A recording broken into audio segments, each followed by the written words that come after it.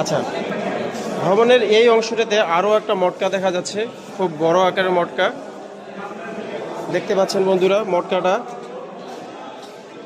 আর এই অংশটিতেও এই একই রকমের নকশা,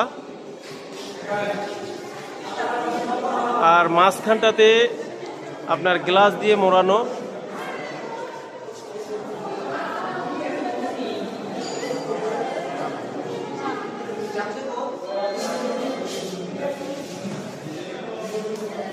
দেখতে পাচ্ছেন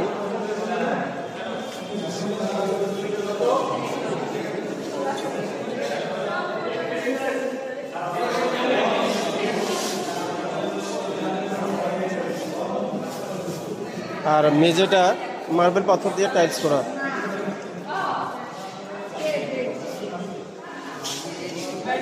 এবার আমি ভবনের ভিতরের অংশগুলো দেখাবো আপনাদের।